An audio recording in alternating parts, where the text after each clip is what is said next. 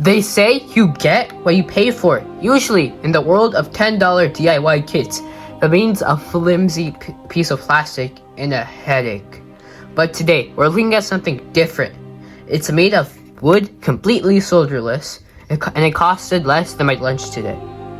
Welcome to the debut of the buy or die, where I put cheap tech through places to see if it belongs in your setup or the trash can. Is this FM radio a hidden gem or just $10 worth of fire hazard? Let's find out. First impressions. I was expecting the cheap, splintery plywood that snaps the second you apply pressure, but I was genuinely surprised. The laser cut precision is top tier. The pieces lock together with a satisfying click that creates real structural integrity. It feels so dense and solid in hand. Look, you can't even squeeze it. No rattles, no loose tolerance. For a kit that requires zero soldering. The engineering here is way more premium than the price tag suggests. It's a perfect entry point for beginners who aren't ready to wield a soldering oven yet. Now, let's let the games begin. First, we have signal range. Usually cheap FM modules are signal starved, requiring a 10-foot copper wire just to hear anything to static. So, let's turn it on. Using two AA batteries on the bottom. You can turn it on the power switch and start playing stations. Look at this.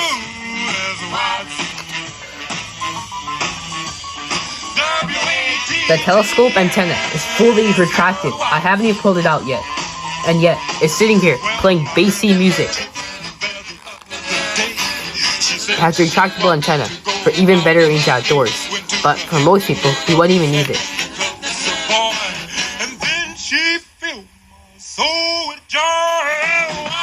Now, let's look at controls, or lack of them. You get 4 tactile buttons. A volume button,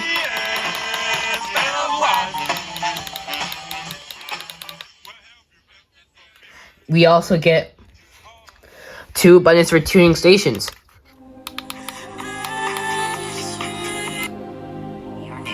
Listen starting at 5 a.m.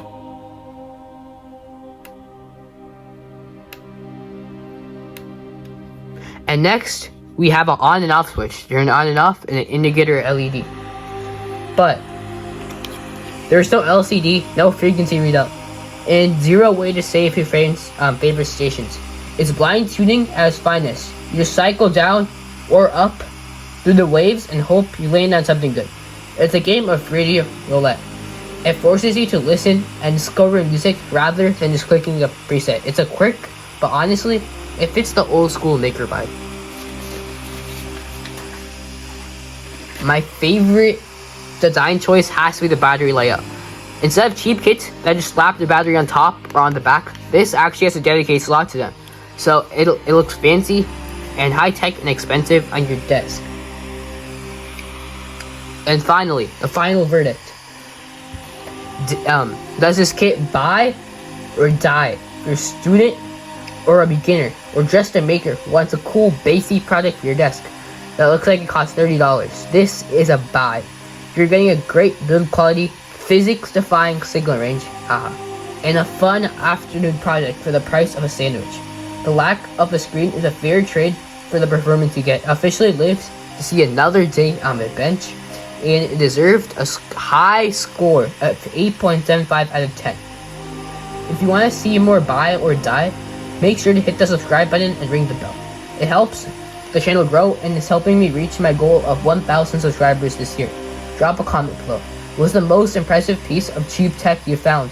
Hit like if you want this series to stay alive. Thank you for watching AAARAVmakes, and I'll see you in the next one.